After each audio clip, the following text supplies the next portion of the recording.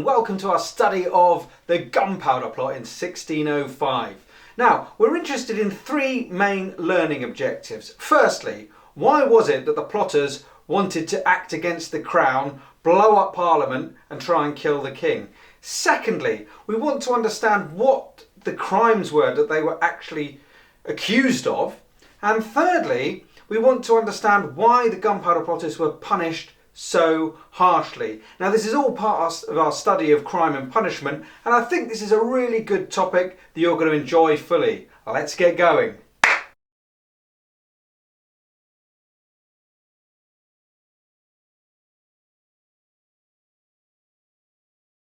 Okay, all of you will, I'm sure, be familiar with this guy here. This guy, yes, Guy Fawkes. Every year on the 5th of November, we go out and have fireworks, light bonfires and burn an effigy of the guy. So this guy is the one we most associate with the Gunpowder Plot, Guy Fawkes. But actually, he wasn't the leader. It was actually this guy here who was the leader of the Gunpowder Plot, a man called Robert Catesby. He had a long history of Catholic resistance. His father had been imprisoned for hiding a Catholic priest, and he had refused to take the Protestant oath. Now that meant he didn't get his university degree awarded. So it's Robert Catesby who organised the plot and got the conspirators together. You can see here what a dashing figure he was. This is from a BBC drama on the subject. But he was supposedly a famous swordsman and a very able man. Now he brought together a whole group, people like Thomas Percy, Christopher Wright, other names you may well have heard of. But what we want to look at really, and what we're really interested in, is what were they trying to do? Boom! Yes, they were trying to blow up Parliament. They wanted to kill the king and all his ministers and take over the country. Why were they doing that? Well, there's a very important reason why, and it's religious is the main cause. Since the Act of Uniformity passed by Elizabeth back in the previous century, England had been a Protestant country. Now when James the 6th of Scotland and 1st of England became king, Catholics had hoped that he would relax the laws against Catholics and make it easier for Catholics to worship. However, he didn't. And by 1605, many Catholics were very unhappy with his policies. So, a group of plotters got together and hatched a plan. The plan was to place 36 barrels of gunpowder under the Houses of Parliament, and on the state opening of Parliament, light the fuse and blow everyone up. Now, what they planned to do was replace the king, James I, with his daughter here, Elizabeth. The plan would be to kind of use her as a puppet ruler. The Catholics could then control the country and introduce all the laws that they wanted and not the Protestant ones that they hated. Why don't we ask Guy what he was unhappy with? Let's find out what he thinks and why he wanted to blow up the king. Guy, why do you want to do it? In England, the king actively prevents us from practicing our Catholic faith. We get punished if we continue to do so. We're not allowed to hear Mass, be married or baptised by a Catholic priest, and if we don't attend the local Protestant church, we get fined. It's terrible. We are made to be like criminals. Right, well there you can go. You can see why Guy was unhappy.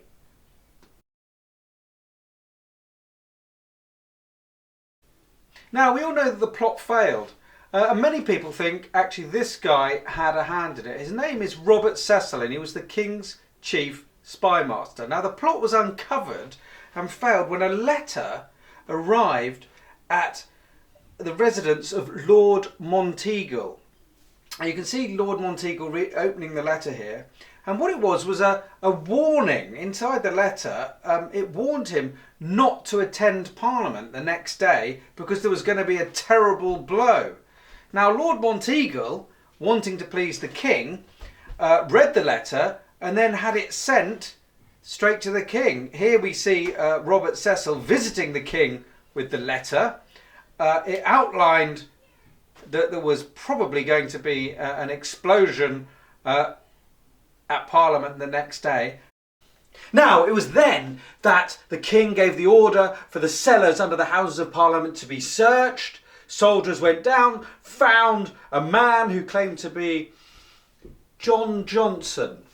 Yeah, Guy Fawkes gave his name as John Johnson.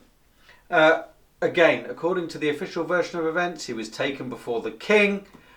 He was then taken to the Tower of London, where he was tortured to get a confession.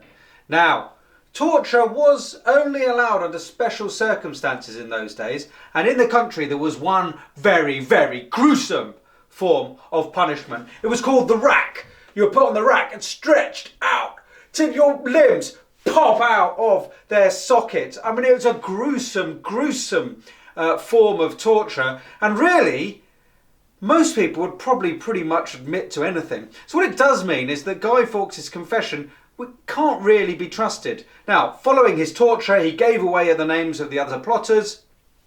The rest of the plotters were arrested. They were brought to London, and they were subjected to a really, really harsh form of execution. They were charged with treason, which we think is the most serious crime, and to really get this across and act as a deterrent, the government planned the most terrible death they could imagine. They were sentenced to be hanged, drawn and quartered. Now what this meant was they would be hung by their necks till they were nearly dead, pulled down, revived. They would then have their genitals cut off and burned in front of them. They would then be disemboweled, have their insides pulled out before all their limbs are cut off, including their heads, and their heads put on spikes, as you can see here. Look at that. Now the government wanted to make this as public as possible and as horrendous as possible. This is not just about retribution. This is not just about punishment for the plotters. This is about acting as a deterrent. The government were worried that maybe other Catholics would want to plot against the king. They wanted to show this is what happens to plotters against the king. This is what happens if you commit treason, a most heinous crime. Now I know that might have seemed a little bit over the top, a little bit gruesome, but I wanted to make a clear point to you. The government deliberately made these punishments as severe as possible. Okay, they wanted to show that treason would not be tolerated. Okay, so as I said before, this is acting as a deterrent. It's not just about the punishment. The government was genuinely worried that there could be other Catholic plots.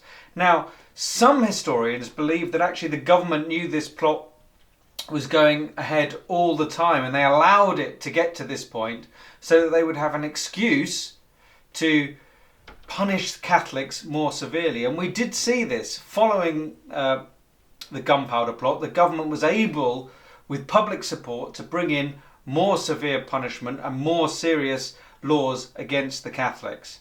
It's all very interesting. I hope you've enjoyed this video. There's plenty more content on your Google Classroom, so you don't need to subscribe, but if you'd like to, you're very welcome. Plenty of other interesting history videos. So go onto your Google Classroom. There's some work set for you. There's plenty more content in which we can go into far more depth, and I look forward to seeing you on the next video. Bye.